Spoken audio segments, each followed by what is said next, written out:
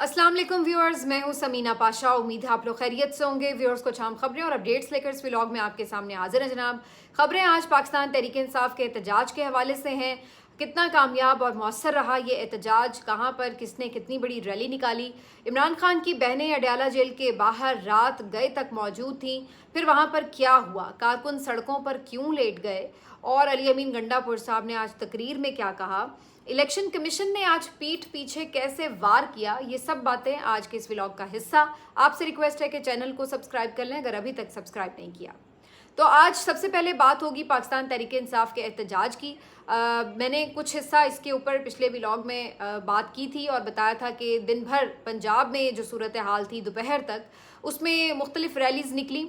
अगर मैं ये कहूँ कि पंजाब के हर शहर से रैली निकली तो ऐसा नहीं था, लेकिन इसके बावजूद भी पंजाब में आज कुछ ना कुछ एक्टिविटीज़ हुई। लाहौर शहर के अंदर 3-4 रैलीज़ निकली, अच्छी बड़ी रैलीज़ निकली।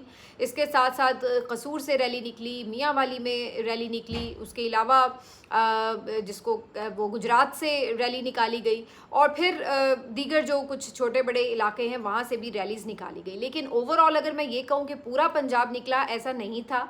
लेकिन इसके बावजूद भी मैं समझती हूँ कि अगरचे पाकिस्तान तहरीक इंसाफ को सख्त रेजिस्टेंस का सामना था, ख़ासतौर पर लाहौर में, इसके बावजूद भी उन्होंने यहाँ पर गढ़ में आकर चैलेंज किया और रैलीज़ निकाली।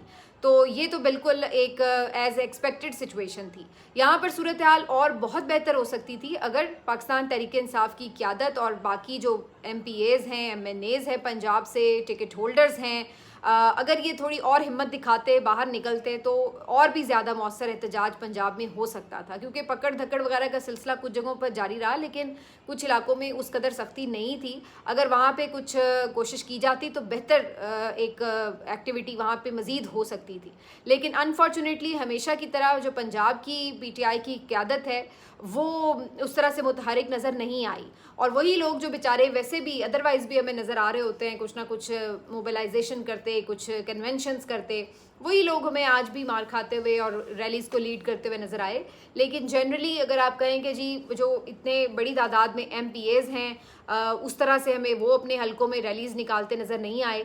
और इसी तरह से जो टिकट होल्डर्स हैं उनकी भी पंजाब में जितनी बड़ी तादाद थी, ज़ाहिर अगर 350 का ऐवान है, उतने ही लोग खड़े किए थे, उतने ही टिकट होल्डर्स थे, तो वो भी उस लेवल की उन्होंने जो एक आप कह लें कि दिखानी चाहिए थी हिम्मत, वो नहीं दिखाई। जो लोग वैसे अदरवाइज हमें नज़र आते हैं वो नज़र आते रहे। तो ये तो एक फैक्ट की बात है जिसको इसी तरह से ही देखना चाहिए। बाकी खैबर पख्तूनख्वा की तरफ आते हैं। जी, खैबर पख्तूनख्वा हमेशा से आपको पता है इमरान खान को मायूस नहीं करता। PTI का किला है और आज तक है और भरपूर है। और आज भी पाकिस्तान तहरीक इंसाफ के कारकुनों ने खैबर पख्तूनख्वा में बड़ी तादाद में रैलीज़ निकाली। ख़ास तौर पर जो चकदर्रा इंटरचेंज है, वहाँ का जो इज्तिमा है, उसको अगर आप देखें तो वो यकीनी तौर पर बहुत आई ओपनिंग था, बहुत इम्प्रेसिव था, क्योंकि वहाँ पर बहुत बड़ी तादाद में लोग मौजूद थे। और इसी तरह से बुनेर में जहाँ पे बैरिस्टर गौर ने खिताब किया, वो भी इज्तिमा अच्छा खासा बड़ा था। स्वात में काफ़ी अच्छा इज्तिमा था। इसी तरह से करक में और जो जुनैद अकबर ख़ान साहब ने रैली निकाली, वहाँ पे भी अच्छी खासी लोगों की तादाद थी।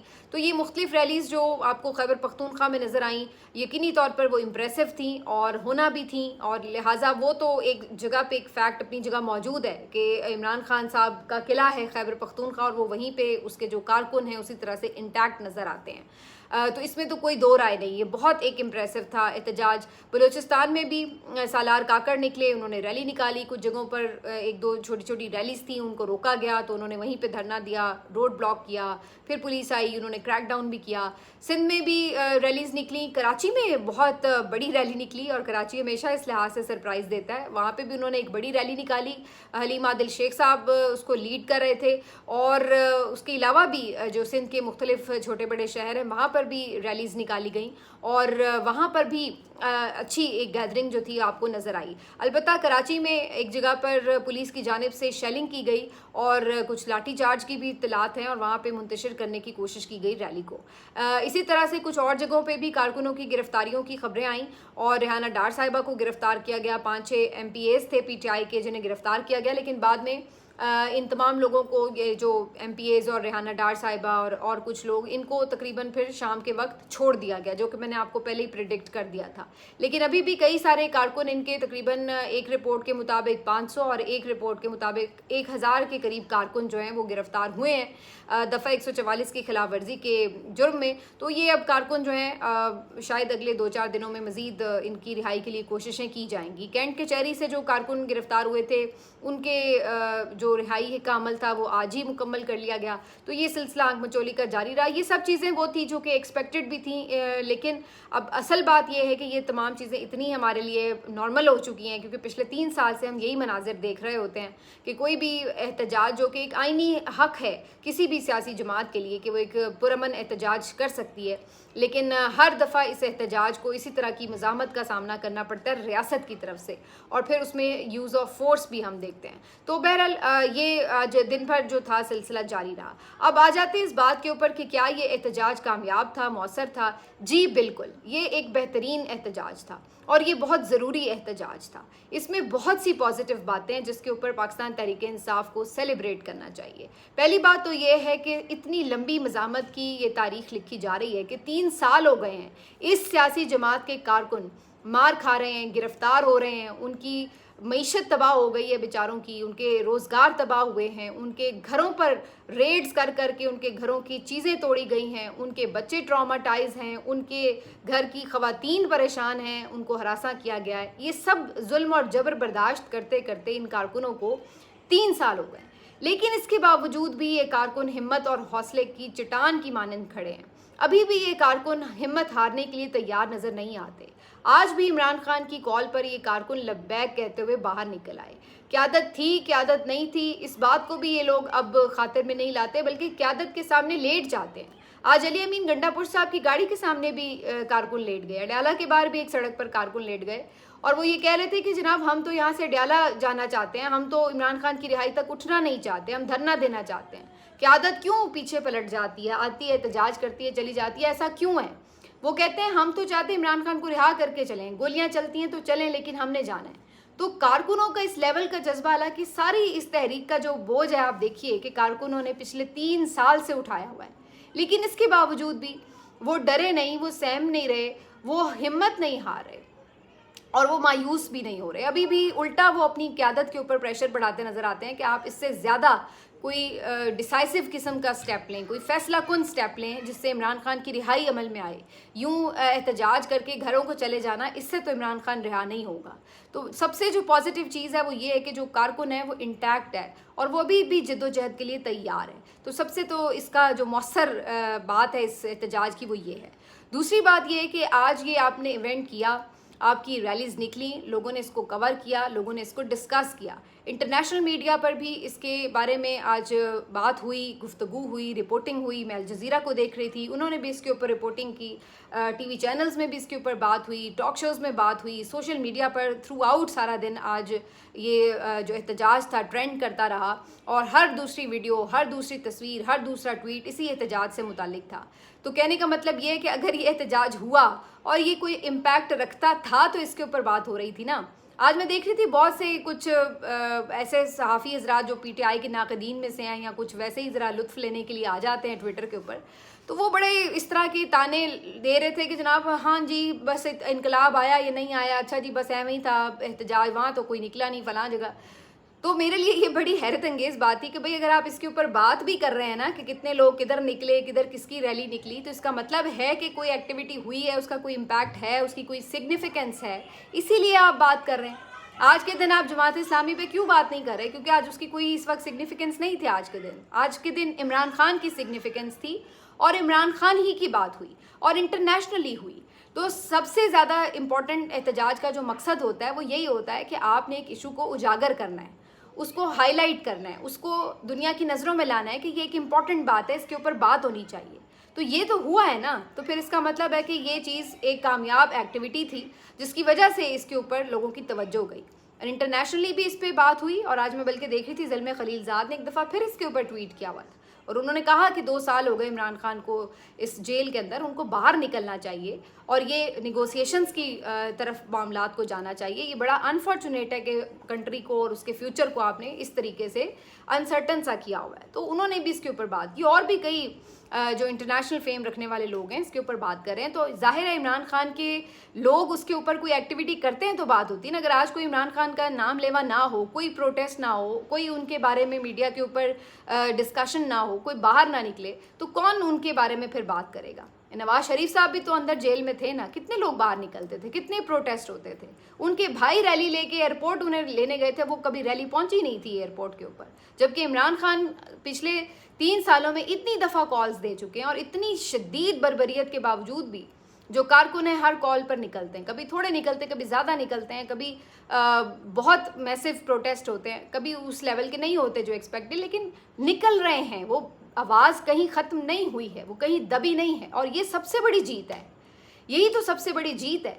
और मैं आपको आज लिख के दे रही हूँ कि ये अब जो नज़रिया आ चुका है, ये अगर आप कहें ना कि अगले साल भी आप कभी एहतजाज कर रहे होंगे, अल्लाह करे इमरान खान साहब अगले साल तक जेल में ना हो, लेकिन मैं आपको सिर्फ ये कहना चाह रही हूँ कि अगर कोई ये समझ रहा है कि ये 3 साल गुजर गए हैं तो अगर अब तक नहीं नज़रिया मरा, अगर अभी तक अवाम और लोग हारे नहीं हैं, तो फिर ये चीज़ आगे भी जहनों से नहीं निकल सकती।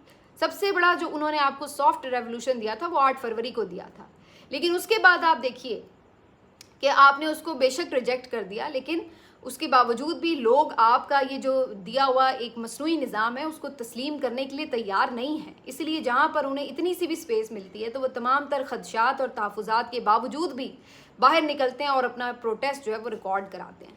तो इस लिहाज से एक बंदा निकले, 100 बंदा निकले, 1000 निकले या 1 लाख निकले, मैं ये समझती हूँ कि जब तक मज़ामत की आवाज़ एक भी बाकी है तो वो सबसे स्ट्रॉन्ग आवाज़ होती है, क्योंकि वो तमाम तर रियासती जबर के मुखालिफ खड़ी होती है। और जब कोई उसके ऊपर जुल्म करता है तो इसका मतलब है कि उसकी आवाज़ से कोई खौफज़दा है। इसका मतलब क्या है कि उसकी आवाज़ का कोई इम्पैक्ट है, इस वजह से उसकी आवाज़ को खामोश कराने की कोशिश की जा रही है। तो मैं तो समझती हूँ कि PTI के जो कारकुन हैं वो लायक तहसीन हैं, उनकी बिल्कुल हिम्मत बनानी चाहिए और उनकी तारीफ़ होनी चाहिए।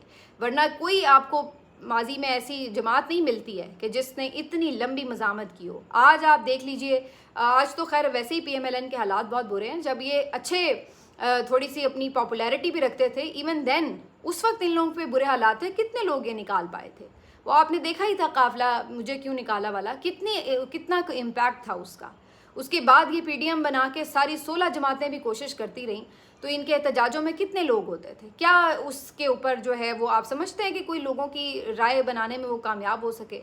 आखिरकार उन्हें वही कि पीछे से जब इस्टेब्लिशमेंट का आसरा मिला तो इन्होंने हुकूमत गिरा ली। तो कहने का मकसद ये है कि ये तो अपने लीडर के लिए 100 बंदे नहीं इकट्ठे कर सकते थे, आज ये जुगते मारने आ जाते हैं कि जी फलाम लोग जो हैं वो इतने इकट्ठे नहीं हुए और कितने इकट्ठे नहीं हुए। तो ये तो 2 रैलीज। मैं आज आपको एक और बात बताऊं जो बड़ी इंटरेस्टिंग है।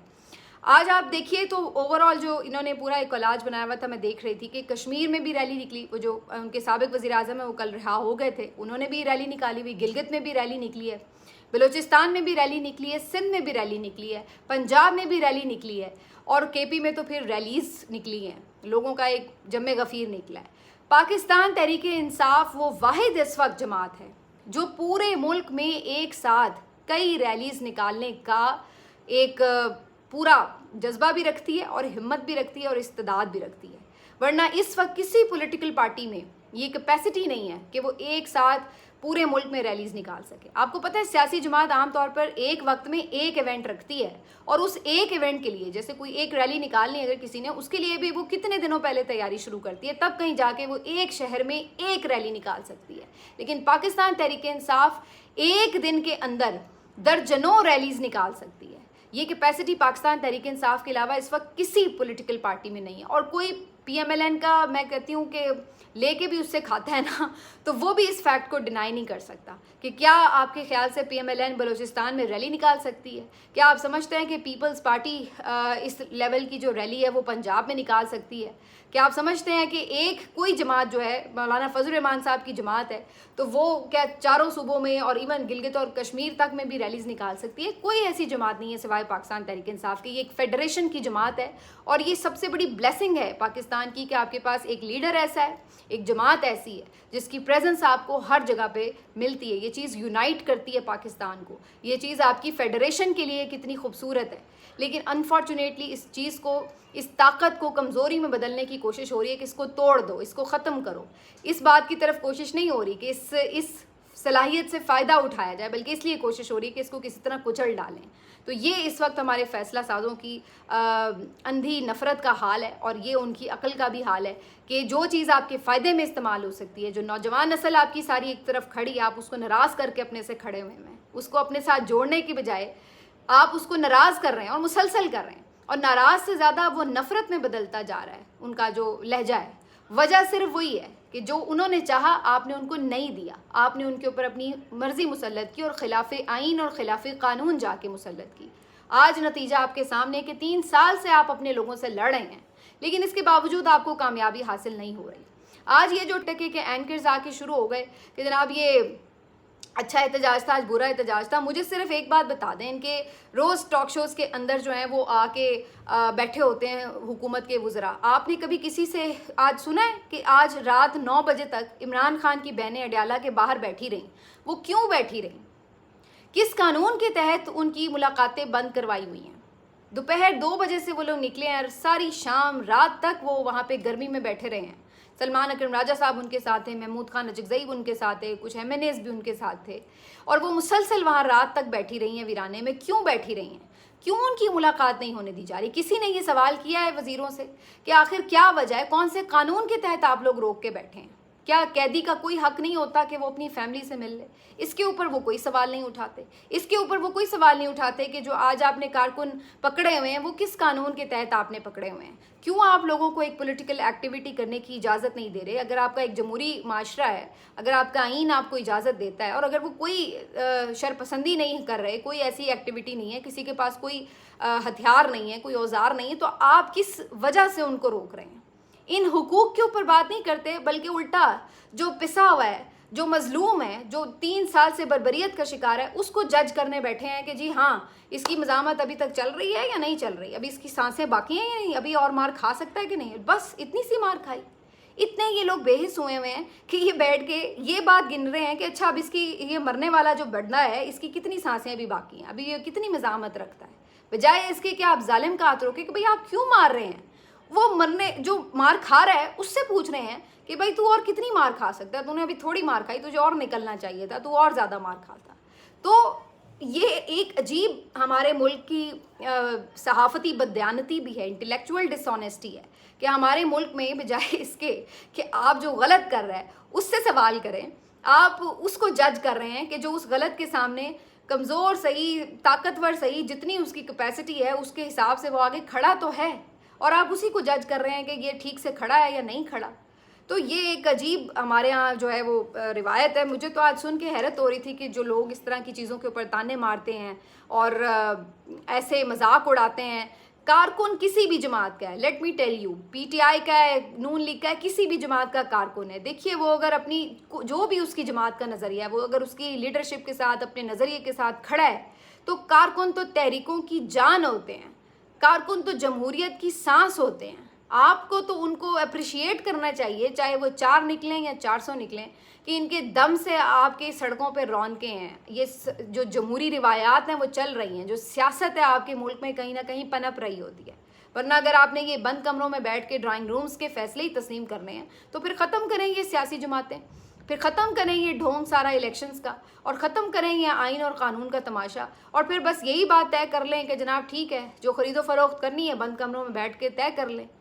तो कहने का मकसद ये है कि थोड़ा सा वापस आएँ कि आपकी रूट्स किधर हैं और हम क्या थे और किस तरफ हम पीछे के पीछे चलते जा रहे हैं। और अगर कोई इसके लिए थोड़ी सी एफर्ट कर रहा है तो बजाय उसके कि उसका मजाक उड़ाएं, उसको जज करें, उसको ताने मारें, उसकी हौसला अफजाई करें कि वो पता नहीं एक बंदा कितने बंदों के बिहाफ के ऊपर लड़ रहा है, वो जो अंदर बैठा है जो बाहर नहीं निकलता, वो उसके हिस्से की भी मार वो खा रहा है जो बाहर निकल रहा है। तो ये चीज़ें जो होती हैं ये बड़ी कीमती होती हैं, लेकिन अनफॉर्चुनेटली इस वक्त बस मफाद और एक अजीब किस्म का जो माहौल है उसमें हर कोई अपनी जान बचा रहा होता है। बहरहाल आज इसके साथ साथ जो इम्पोर्टेंट बात ये हुई कि इलेक्शन कमीशन ने भी आज पीठ पीछे वार किया और वो अफराद PTI के जो कि अभी हाल ही में सज़ाएँ जिनको सुनाई गई 9 मई के केसेस में, उनकी नाअहली के नोटिफिकेशन जारी कर दिए हैं और ये भी बताया कि जल्द ही ज़िमनी इलेक्शन होंगे क्योंकि ये नशस्तें जो हैं वो खाली करार दे दी गई हैं। उनमें अपोजिशन लीडर कौमी असम्बली उमर अयूब साहब भी मौजूद हैं। उसमें आपको पता है पहले ही इन्होंने सेनेट और पंजाब असम्बली के जो अपोजिशन लीडर्स हैं उनको भी नाअहल कर दिया, कौमी असम्बली के भी नाअहल कर दिए। इस तरह की तो ये लोग जमहूरियत चला रहे हैं, इनको शर्म नहीं आती, जमहूरियत का जीम भी कैसे इनके मुँह से अदा हो जाता है। उसके अलावा भी फिर जितने ये बाकी सज़ाएँ याफ्ता हैं उसमें जो कुछ MPAs हैं, कुछ MNAs हैं, 1-2 सेनेटर्स हैं, तो इन सब की नाअहली के नोटिफिकेशन हो गए और ये भी सिलसिला चलेगा। अब अगेन ये वही बात है कि इलेक्शन कमीशन की आप फुर्तियाँ देखिए कि अभी उनकी जस्ट सज़ाएँ हुई हैं, उसके ऊपर कोई अपील नहीं हुई, उनको कोई सुना नहीं गया, कुछ नहीं हुआ और उसके ऊपर इन्होंने धड़ाधड़ नोटिफिकेशन जो है वो जारी करने शुरू कर दिए हैं। अब बहुत से लोग ये कह रहे हैं कि जी वो अपील जब करेंगे तो फिर उसके बाद जो है वो इसके ऊपर रुकवा सकते हैं ज़िमनी इलेक्शन। लेकिन सवाल फिर यही कि अपील करने के लिए उनको पहले सरेंडर करना पड़ेगा और सरेंडर करने का मतलब ये कि गिरफ्तारी देनी पड़ेगी। अब अगर किसी को ये पता हो कि फ़ौरन अपील लग जाएगी और जो सज़ा है वो मुअत्तल हो जाएगी तो फिर तो कोई आके गिरफ्तारी दे भी दे। अब उनको ये भी बेचारों को टेंशन है कि वो अगर आके गिरफ्तारी देंगे तो सालों साल अगर अपील ना लगी तो वो तो जेल में ही पड़े रहेंगे, तो अपील भी नहीं लगेगी। अच्छा, अब अगर टाइम भी उसका आपको पता फिक्स होता है, अगर उस लिमिटेड टाइम के अंदर अपील ना की तो वो टाइम गुजर जाएगा और फिर वो अपील करने के हल ही नहीं। तो बड़ी इसमें कॉम्प्लिकेशंस हैं, हर तरफ से ये लोग भी फंसे हुए हैं कि जनाब हमने अब करना है तो करना क्या है। तो ये जनाब आज सारी सूरत हाल रही, लेकिन इन दी एंड जो नज़र आ रहा है वो यही कि बात जो है वो मज़ामत से ही बनती है। मफाहमत का जो रवैया अपनाने की कोशिश कर रहे हैं, बचत उनकी भी नहीं हो रही, फेंटा उनको भी लग रहा है, नुकसान उनके भी हो रहे हैं। मैं बल्कि देख रही थी आज कोई अगर एक दिन कहता है कि जी कुछ मफाहमत से बात करने की कोशिश करें तो अगले कल कोई ये बात कह रहा था कि जी पिछले गिले शिकवे भुलाएं और बैठ के बात करें। आज उन्होंने मज़ीद 9 लोग जो हैं वो नाअहल कर दिए हैं। तो इस तरह मफाहमत कैसे हो सकती है कि इधर कोई मफाहमत की बात करता है तो उधर जो है वो कोई अगला वार कर दिया जाता है। तो इस तरीके से ये सिलसिले चल रहे हैं। बहरहाल मैं तो समझती हूँ कि आज का दिन पाकिस्तान तहरीक इंसाफ और उनके कारकुनों के नाम रहा और मज़ाहमत जिंदाबाद। मिलते हैं आपसे अगले वीडियो में, अपना ख्याल रखिए। अल्लाह हाफ़िज़।